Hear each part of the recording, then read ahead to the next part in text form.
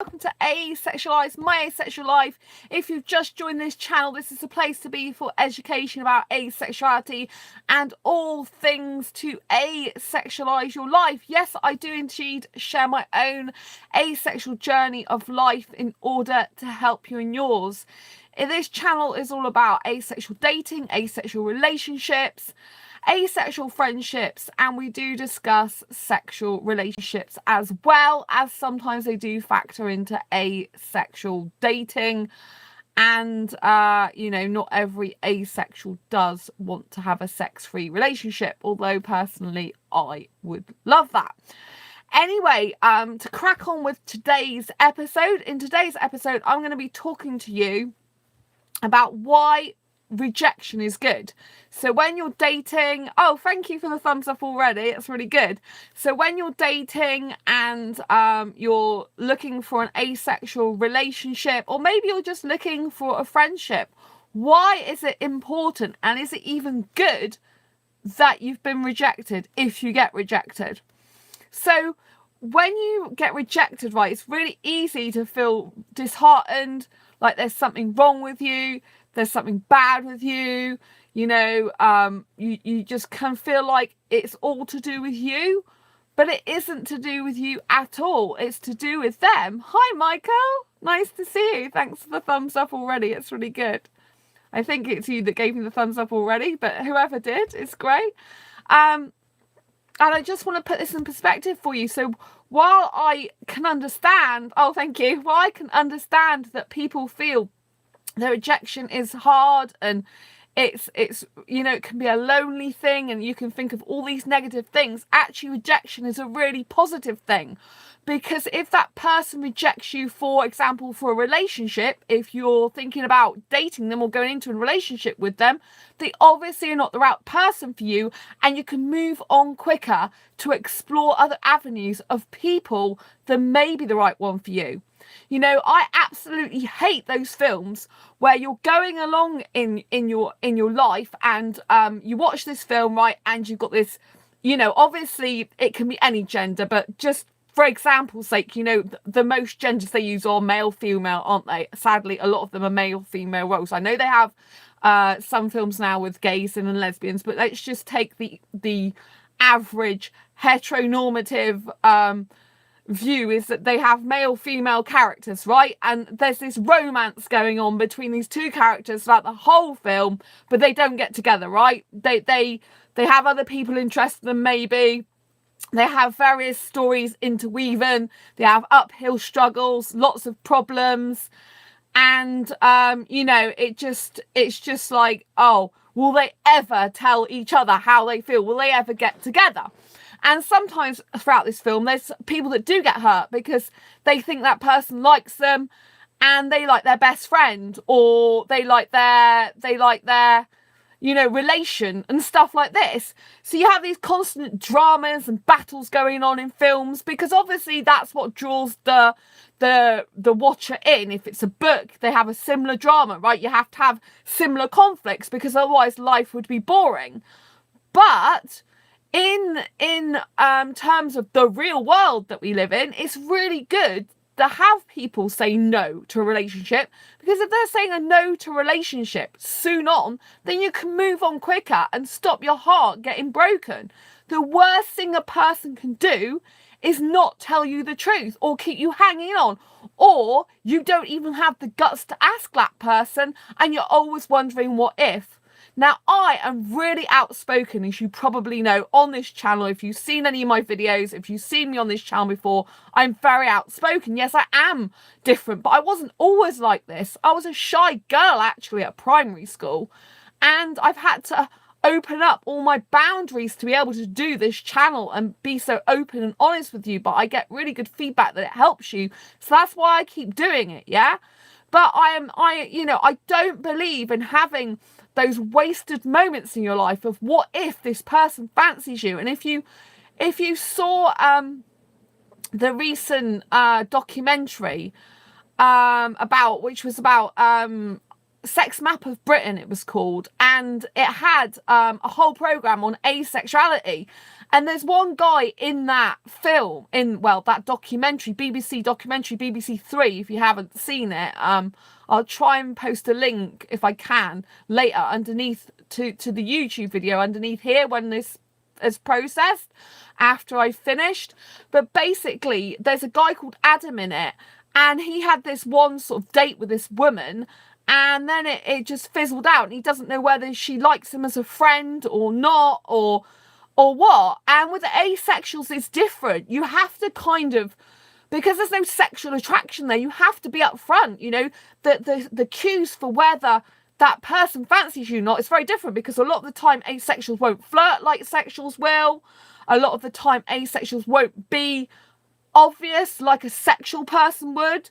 A lot of the time, you know, like sexuals with sexual attraction, they want to touch you a lot. They want to eye you up, you know, from head to toe, you know, especially if you're female and you've got boobs, they want to stare at your boobs. Do you know what I mean? And there's like these sexual cues that you kind of get the impression that you know that they're looking at you, right? So we don't have those as asexuals usually. So I haven't seen it. I actually don't want to after what I've read. It turns out many of the asexuals in it had their parts edited in ways they didn't approve of. Well, I thought it was fine. I've seen the whole thing. Actually, I just think that in the comments, they're not very nice in the comments, a lot of them, but I just ignore them, you know? I just ignore the horrible, because I've gone in there and left comments myself, you know? And if you read through all the comments, there's people who don't seem to understand what asexuality is and getting confused, but there's also sexuals in there that are confusing the whole issue. But I actually watched the whole show and I didn't have a problem with it. I understood all the different types of asexuals within it, and I pretty much understood their behaviour. There was one person who I did understand, but it is harder to understand that person. Because they said when they fancy boys, they masturbate when they fancy boys. But I kind of understand that, because I do. Well, with me, you know, they said when they get a crush. Well, with me, I experience high arousal levels. I'm going off the point a bit here because I'm going on to about the documentary. I experience high arousal levels, but mine's not aimed at anyone. But if I have a guy who's talking to me about kissing, then I will get aroused because he's spoken about kissing if I'm really aesthetically attracted to him. Obviously, if it's someone I'm not attracted to, I wouldn't get aroused. But that's kind of because I'm thinking about the kissing. Do you know what I mean? And I might be thinking about kissing him, but I can get that without thinking about anybody, just to think about kissing, because I just love kissing, and it, you know, and I get aroused on my own, so I don't need that. So there was a bit of confusion, that particular female, about the fact she said she got aroused, but you know, after she had a crush on someone, and that was difficult because of the comments and feedback she got back. I only understand it because I experience high levels of arousal myself, but I don't. You know, mine's not really, I fancy someone and then I get aroused. It's more like I am already aroused through certain things that happen, like certain images that I'd rather not see sometimes, or kissing, but I can get it on my own. I don't have to have any touching whatsoever. But you know, not everyone's the same. But if a guy's talking to me about kissing, an asexual guy who I really fancy, a foreign guy, for example, then I will feel that. But it's because he's talking about that. You know, if he was talking about something else and I wasn't thinking about kissing him, if we were talking about something else, I don't think I would get that. Do you know what I mean? If I was talking about something that's not very romantic, you know. Hi Ronald, how are you? Hope you're doing okay. My apologies for not replying to your messages on Skype. I was going through a rough time and I was pretty much down mentally. Well, I replied to you on Skype, Ronald, but I disconnected from you on there because I haven't heard from you for ages, and so I thought that you I thought, what's the point in keeping contact as friends if you didn't message me back? You know, because my friends, well, pretty much all my asexual friends, close friend, there wasn't the intention. Well, yeah, because all my friends, my asexual friends, you know, they all keep in touch with me regularly. So that's why I said I sent you that last message to tell you. Sorry, guys, I'm just interrupting. Ronald and me liked each other, as you know, if you've watched this channel for a while, but he's in another country and going to be there for about 3 years, 2.5 years. just to give you a catch up, in case you're wondering. This is to do with kind of relationships, dating stuff anyway. But yeah, that's what I did take it as. You have my email anyway. I said that in the message. Well, thank you for apologising to me, because I was quite upset in a way. But, you know, I just got on with my life because I thought, oh, well, it's obviously not meant to be. And you know where I am anyway. If you come over to the UK and you're permanent resident over here, do you know what I mean? You know, then I said you could, like, you know where I am. You got my email. You know, I'm open to the world. It's not like people can't find me, is it? I'm on Facebook as well, which you can easily connect with me there. I'll write you an email. Okay. Anyway, thank you for apologising. It's really nice you apologise in front of people on my channel as well. That really means a lot, actually. I really appreciate that, you know, because it's nice. Thank you. I really appreciate that. So that's really good. Thanks for doing that. Yeah. Because I just said, you know, that, like, get back in touch with me in 2.5, 3 years' time when you're actually in the UK. Beautiful as ever, by the way. Thank you. You crossed my mind today, actually. That's really weird. You really crossed my mind. I think when I was coming back from shopping, actually. I don't know why. You just crossed my mind. And I'm thinking, oh, well.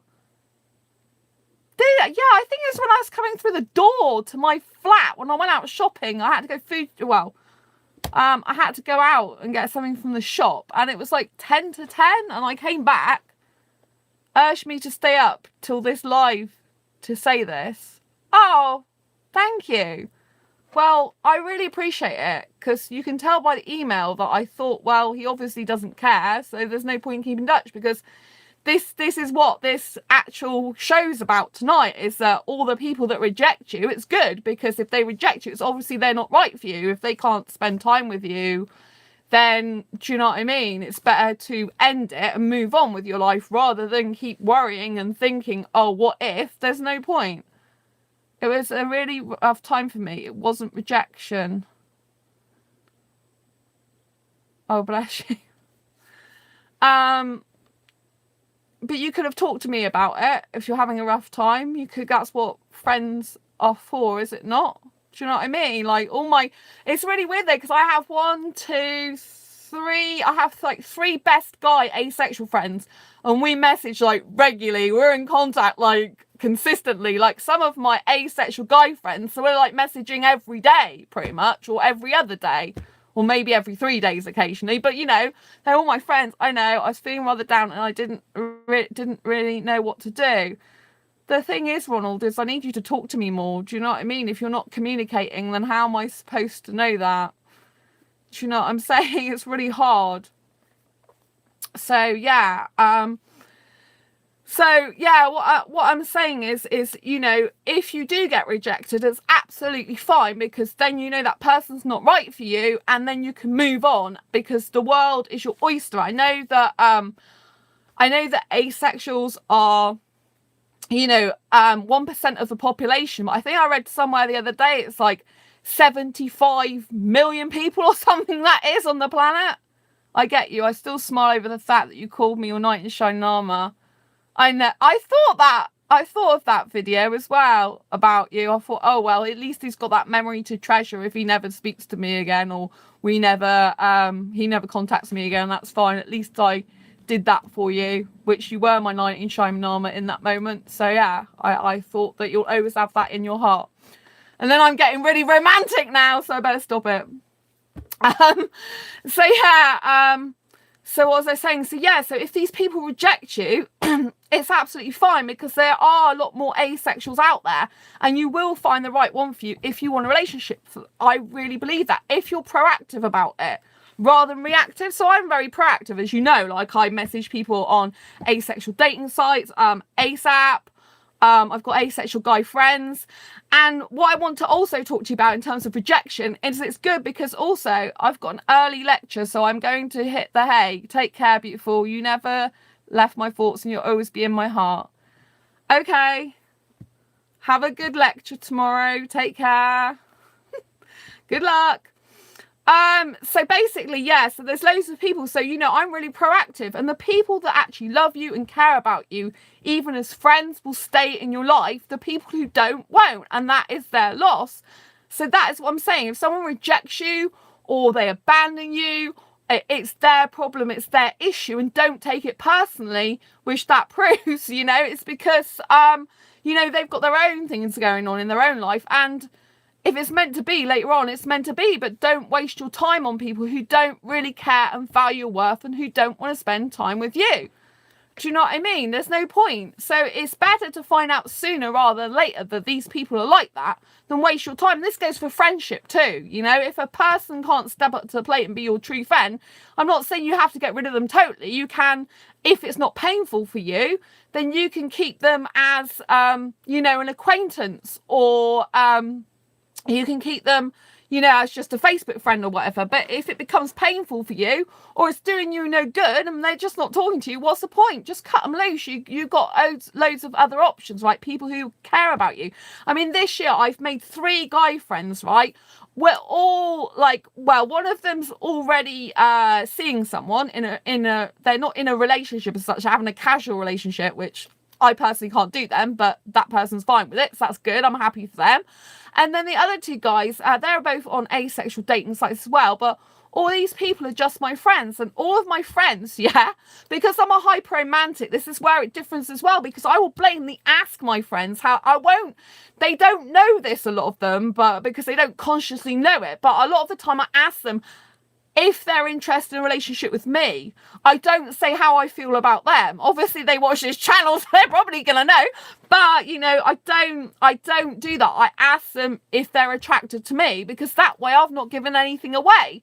It's different. There's one guy who I am friends with, and I did see him at the Asexuality conference. That's how I met him. He watches his channel. I did straight away that he's beautiful. I mean, he's a young foreign guy, and he is beautiful, even though he's just my friend. Still doesn't change the fact I still think he's asexually beautiful, right? But we're just friends, so it's fine and it's cool.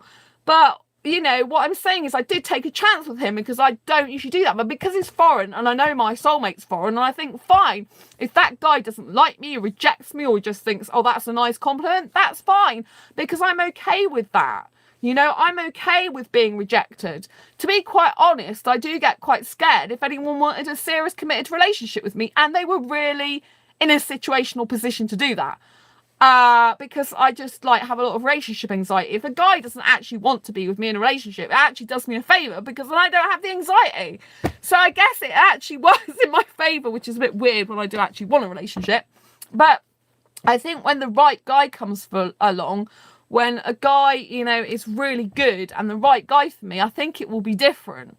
I think I will know him as a friend. And that's the thing, that freaks me out sometimes a bit, is that I know in the future that it's most likely that one of my friends will be my romantic partner, because a good foundation for any relationship is romance. A good foundation for any relationship, whether it's romantic or platonic or otherwise, is friendship. And if you don't have the friendship first, then it really doesn't work out. So, you have to have that foundation of friendship first. You really do have to have that really strong foundation of friendship. But the thing is, you might not have met that friend yet. I probably haven't met that friend who will be my long-term romantic partner in the future, because I don't know currently of any foreign asexual guys that are just my friends that would be suitable for me for a romantic relationship. And I don't get that attracted to British guys, which could, and I don't get attracted to older guys usually either. So, I have quite niche needs. But what I'm saying is it's really good, because the more people reject you, the more it means that you can siphon out those people that don't deserve you, that don't want you, don't need you, or that are not good enough to be your friend or to be in a relationship.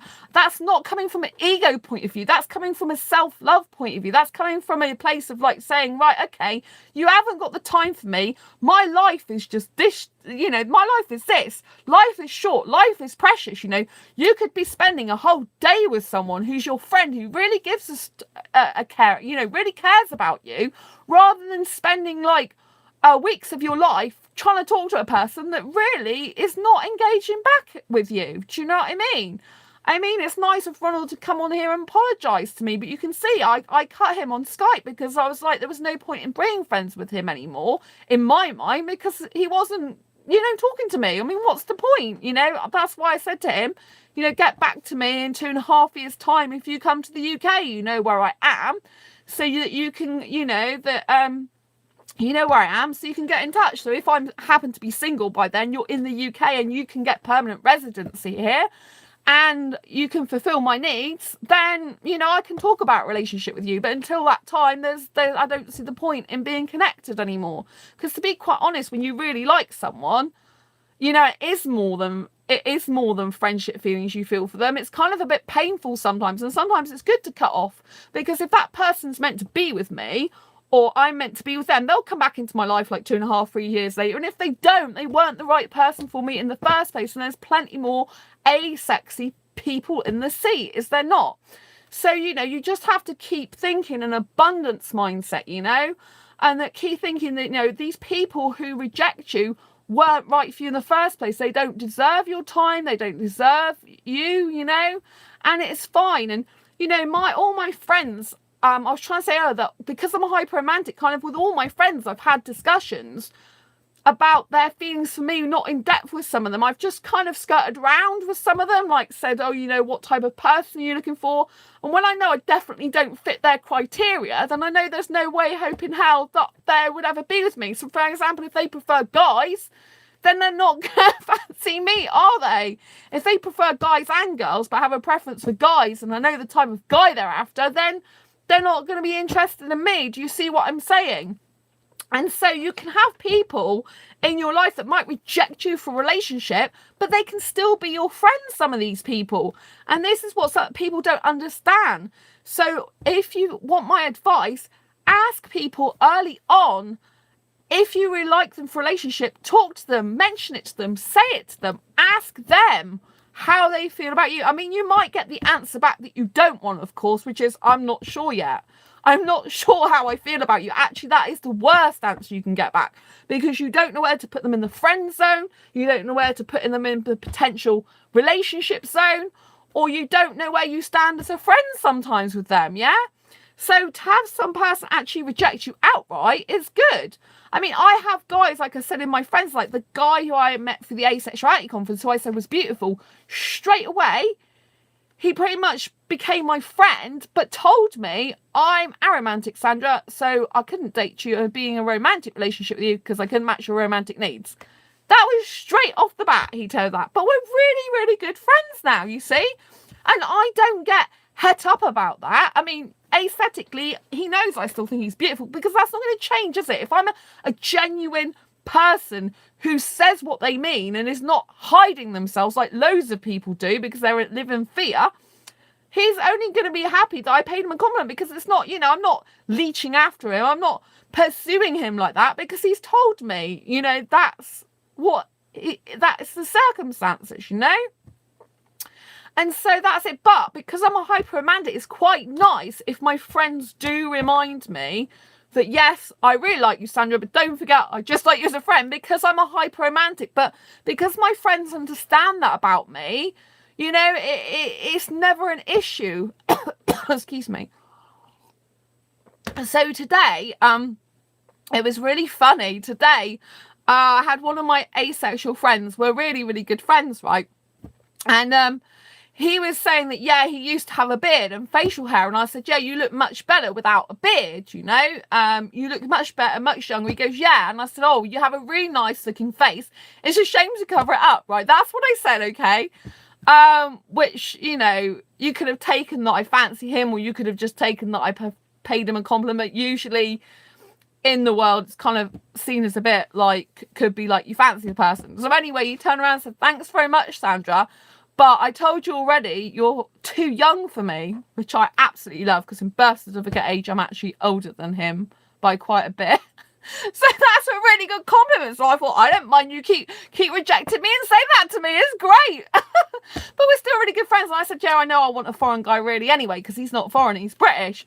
But you see what I mean? He can still say that to me, because as a hyper romantic, I'm like, well, thank you for telling me that. One, it's a nice compliment. And two, thanks for reminding me, because as a hyper romantic, I need that sometimes, because I do. Because even though they might tell me no, and I pretty much get it in my head, there are occasions when, because I feel really like close to them, or because I feel I get on really well with them, my mind might start saying, is there a little bit of anything else in there? And so it's good if my friends remind me of that every now and again, because I'm a hyper romantic. It just goes with the territory.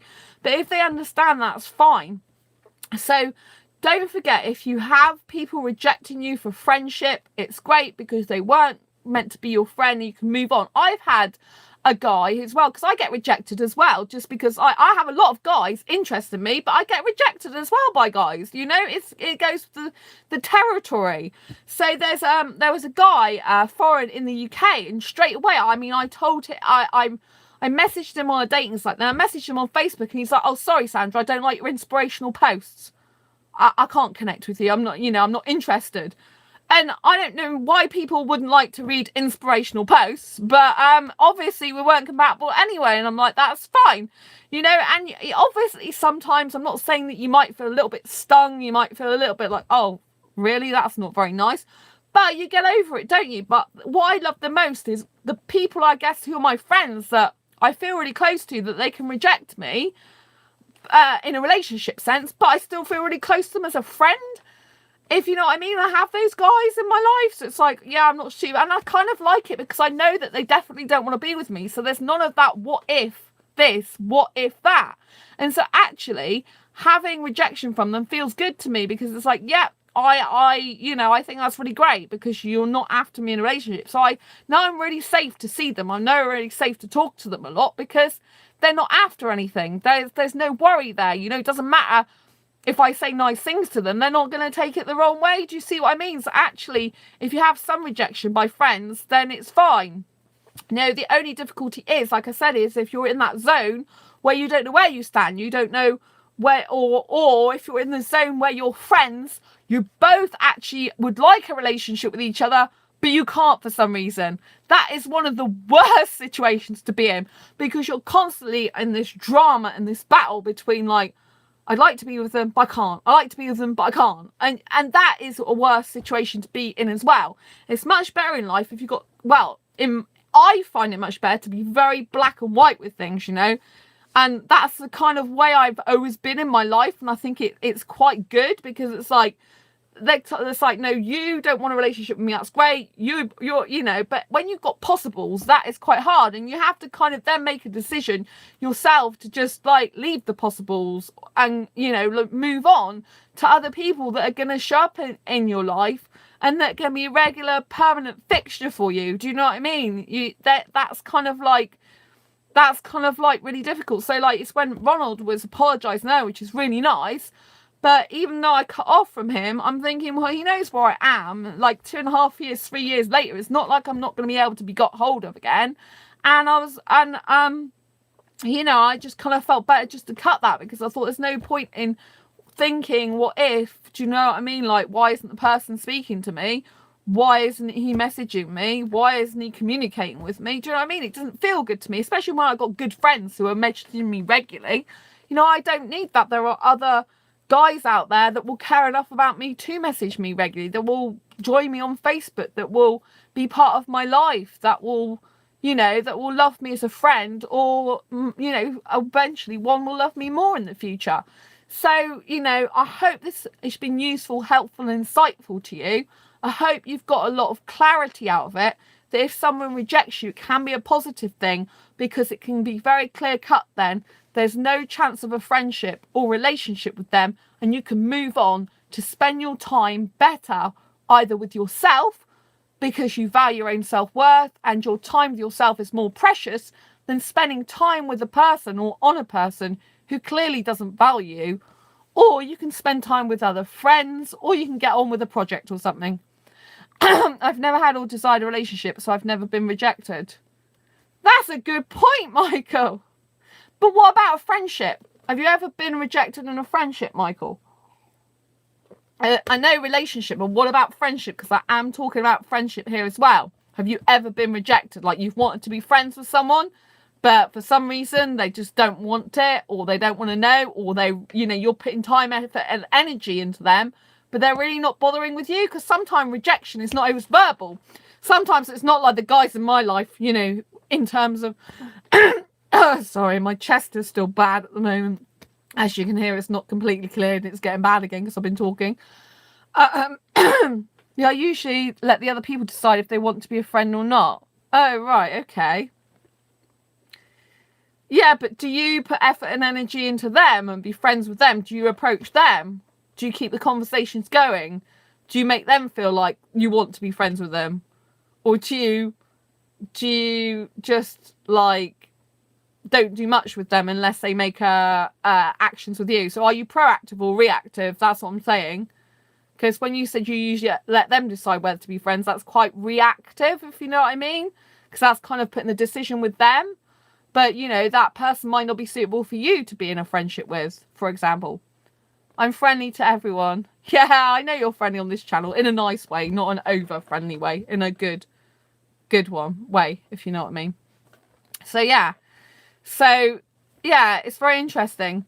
So, I hope this has been useful, helpful, insightful, and it does apply to friends as well, because, if a person, like, I know people that have been friends with some people for quite a long time, and then all of a sudden something happens and it's kind of like, oh my gosh, and that's kind of hard if you've been friends with them for a long time. But if it's just a new friend that's come into your life and they start talking to you and then all of a sudden they stop, then it's not that big a deal, is it? You can just move on.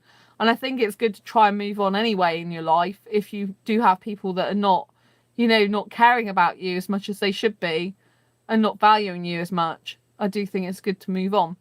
Anyway, I hope that's been useful, helpful, and insightful. Like I said, thanks already for the thumbs up. If there's anyone watching this that hasn't given me a thumbs up yet, please do so. This really helps me get up higher in the search engine rankings. It helps Asexuality get better known. And thank you very much for showing up tonight. I really appreciate that. All I have to say is embrace your quirky and each other's. Fantastic to have you again. Thank you, Michael, for joining me. And thanks to the other person that's been watching this all the time as well. And I know there's been some other people coming in and out. Ronald, thank you as well. And I will see you on the next live stream or video. Take care. See you soon. Bye.